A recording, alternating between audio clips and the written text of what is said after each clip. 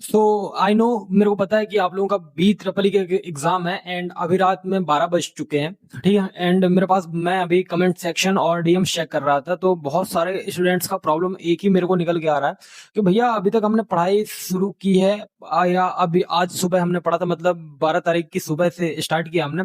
And भैया हमारे numerical नहीं हो पाए हैं, हम थ्योरेटिकल क्वेश्चन क्या करें, प्लीज हमको आप क्वेश्चंस बता दो जो एग्जाम में आने की प्रोबेबिलिटी हाई हो, बिकॉज आप जो एग्जाम से एक दिन पहले बताते हो वो में भी आ जाता है। ठीक है, तो भैया ये जो कंप्लीट वीडियो होने वाला है, तो मैं आपको एक चीज बता दूं कि अगर आपने अभी तक कुछ भी नहीं पढ़ा है या आप अभी टेंशन में हो या आप मतलब परेशान हो कि मैं क्या करूं, तो प्लीज मैं आपको एक चीज बताने वाला हूं कि प्लीज आप लोग टेंशन मत लो। एंड यहाँ पे मैं आपको सारी चीजें बताने वाला हूँ कि अगर आपने कुछ नहीं पढ़ा है तो अभी की रात बाकी है, ये वीडियो आपका कंप्लीटली पास करवा देगी। ठीक है, सो मैं एक चीज बता दूं कि मैं सबसे पहले बात करूंगा कि जिनने अभी तक पढ़ा कुछ नहीं है या थोड़ी बहुत ही पढ़ा है, न्यूमेरिकल टच नहीं किए हैं एंड थ्योरेटिकल के दम पे जाने वाले, तो मैं आपको कुछ क्वेश्चंस देने वाला हूँ। सो प्लीज ये क्वेश्चन आप कर लेते हो तो बहुत अच्छा एग्जाम जाएगा यार, मेरी गारंटी है। एंड मेरी बात मानो, क्योंकि रात में 12 बजे मैं जग रहा हूँ तो किसी बेसिस पे ही जग रहा हूँ। ठीक है, मैं व्यूज के लिए नहीं जग रहा हूँ। जिनको लग रहा हो कि व्यूज के लिए वीडियो डाला है तो प्लीज आप स्किप कर सकते हैं। ठीक है, बाकी जिनको ट्रस्ट हो भैया के ऊपर प्लीज पूरा वीडियो देखना। ठीक है, 5 से 10 मिनट लूंगा, उतने में आपको कुछ नहीं जाएगा। ठीक है, हेडफोन लगा लो, वीडियो मत देखो, क्वेश्चन सुनते जाओ एंड ध्यान से सुन लेना। ठीक है, तो फर्स्ट क्वेश्चन जो मेरे को लग रहा है कि पेपर में ये आ सकता, पहला जो क्वेश्चन है, Ohm's law, Kirchhoff's law and application. तो देखो, Ohm's law and Kirchhoff's law and application, तो केसीएल केवीएल भी आ जाता है इसमें।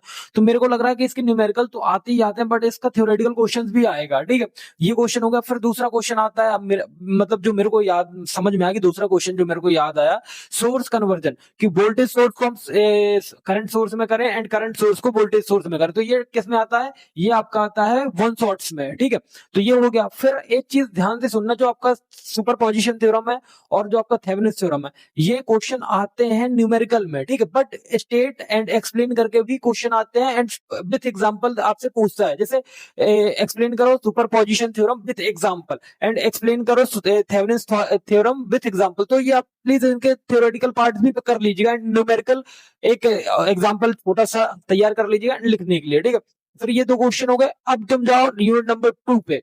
यूनिट नंबर 2 में एक आरएमएस वैल्यू, आरएमएस हो गया आपका average value, form factor and peak factor, ये 100% आते हैं। ठीक है, एंड इसके बाद मेरे को एक चीज लगता है, फेजर हो गया, फेजर के बाद आपका इम्पिडेंस हो गया, एमिडेंस हो गया एंड पावर फैक्टर हो गया, एंड एक real power, apparent power and reactive power, ये भी आता है आपका शॉर्ट नोट टाइप में। ठीक है, ये हो गया। फिर आपका आता है सिंगल फेज ट्रांसफार्मर का working, construction and EMF equation of and phasor diagram. ठीक है, तो ये कंप्लीटली मैं थ्योरेटिकल क्वेश्चन बता रहा हूं, मैं इसमें कोई भी न्यूमेरिकल के क्वेश्चन नहीं बता रहा हूं, ध्यान से सुनिए। ठीक है, फिर डीसी मशीन का कंस्ट्रक्शन हो गया, फिर उसके बाद 3 फेज इंडक्शन मोटर हो गया, स्लिप एंड टॉर्क हो गया, टॉर्क स्लिप हो गया, एंड आपका फिर क्या आता है, magnetic circuit and self and mutual inductance. ठीक है, तो ये क्वेश्चन हो गया।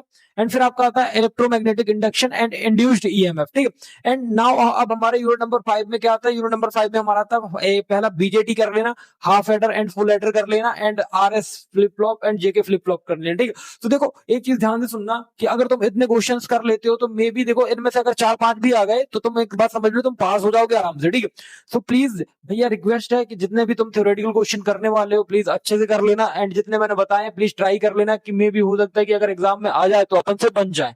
ठीक है, एंड अब बात करते हैं कि भैया हम न्यूमेरिकल को पढ़े या ना पढ़े, तो मैं एक चीज बता दूं कि अगर आपने न्यूमेरिकल अभी तक टच नहीं करे हैं, अगर आपसे बी ट्रिपल के न्यूमेरिकल बनते हैं, चाहे सुपर पोजिशन थेवेनिन थ्योरम या केसीएल केवीएल या सोर्स कन्वर्जन या मैथ्स एनालिसिस या नोडल एनालिसिस या एफिशिएंसी, कोई भी न्यूमेरिकल अगर आपसे बनते हैं तो प्लीज आप उनको कर लीजिए। बट आपको अगर सीखना है न्यूमेरिकल तो प्लीज आप मत करिएगा, आप ओनली थ्योरेटिकल क्वेश्चन कर लीजिए। ठीक है, एंड जिनकी प्रिपरेशन हो चुकी है ये क्वेश्चन उनके लिए भी हेल्पफुल रहेंगे। ठीक है, आपने भी कहीं ना कहीं ये क्वेश्चन, जितने मैंने क्वेश्चन बताए हैं वो आपने करे होंगे अपने प्रिपरेशन पे, एंड आपने न्यूमेरिकल भी किए होंगे। ठीक है, अब एक बात बताता हूँ कि बी ट्रिपल के जो पेपर है उसको लिखना कैसे है, तो एक चीज ध्यान रखना, 8 क्वेश्चन आते हैं, ए बी पार्ट करके 16 क्वेश्चन हो जाते हैं। तो आप कोई 5 क्वेश्चन ऐसे सिलेक्ट करिएगा जिनमें से आप आपको मतलब देखो सबसे पहले एक चीज ध्यान रखना, आपको 5 क्वेश्चन अच्छे से करना है, ठीक है। ठीक 5 क्वेश्चन अच्छे से करना है, ए पार्ट बने चाहे बी पार्ट बने, आपको 5 करना है गिनती से। क्वेश्चन 1 2 3 4 5, आप सीक्वेंस इसमें मैटर नहीं करता, किसी पेपर में सीक्वेंस मैटर नहीं करता। आप 5 पहले कर सकते हो, 5 का ए पहले कर दिया, 4 का ए पहले कर दिया, देन 5 का बी कर दिया, 4 का बी कर दिया, 3 का ए किया, 2 का ए किया, 3 का बी किया, 2 का बी किया, 1 का ए किया, 1 का ए किया, 1 का बी कर दिया। तो ये मैटर नहीं करता, लेकिन एक चीज ध्यान रखना, डायग्राम अच्छे से बनाना, डायग्राम बनाने के बाद अच्छे से एक्सप्लेन करना। अब जैसे तुम एक्सप्लेन क्या क्या करोगे भैया, जैसे हमें बता दो कि हम एक्सप्लेन क्या करें क्वेश्चन में। सपोज कोई क्वेश्चन है तो सबसे पहले उसका डेफिनेशन लिखो, डेफिनेशन लिखने के बाद उसका पर्पस लिखो कि ये क्यों यूज होता है, पर्पस लिखने के बाद उसका वर्किंग प्रिंसिपल बनाओ, वर्किंग प्रिंसिपल बताने के बाद डायग्राम बनाओ, डायग्राम के बाद कैरेक्टरिस्टिक या कैरेक्टरिस्टिक है तो कैरेक्टरिस्टिक या फीचर्स है तो फीचर्स वो बताओ। देन उसके बाद आप क्या करो, फीचर्स हो गए, फिर उसके बाद आपके पास अगर एडवांटेज है तो एडवांटेज, उसके डिसएडवांटेज है तो डिसएडवांटेज, उसके टाइप है तो टाइप बताओ, एंड एप्लीकेशन तो एप्लीकेशन बताओ। तो अगर ये चीजें तुम मतलब ये तुम सिनेरियो फॉलो करोगे ना तो भाई एग्जामिनर जो है आपको बहुत अच्छे नंबर देके जाएंगे। एंड प्लीज डायग्राम का बहुत अच्छे से ध्यान रखिएगा, एंड वे ऑफ प्रेजेंटेशन का बहुत अच्छे से ध्यान रखिएगा एग्जाम में, क्योंकि ये सारी चीजें मैटर करती है। एंड मैं एक चीज बता दूं, बी ट्रिपल का पेपर बहुत सिंपल आएगा, एंड प्लीज टेंशन मत लो, जितना मैंने अभी तक बताया है उतना कर लो। एंड ये वीडियो सभी तक सर्कुलेट कर देना, या क्वेश्चन सर्कुलेट कर देना कि भैया ये इतने क्वेश्चन कर लो अगर आपने कुछ नहीं पढ़ा है। एंड प्लीज पैनिक मत करो, and thank you for watching.